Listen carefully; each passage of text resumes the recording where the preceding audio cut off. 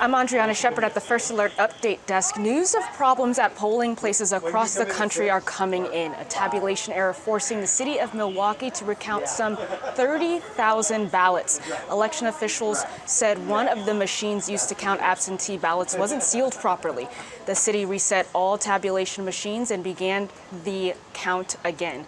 Meanwhile, the Arizona Secretary of State's office confirms it's traced back a number of unsubstantiated bomb threats at polling places to, quote, foreign enemies, including Russia. Other states report similar threats. The ones in Arizona were limited to Navajo County. No polling places were found to face any credible risk.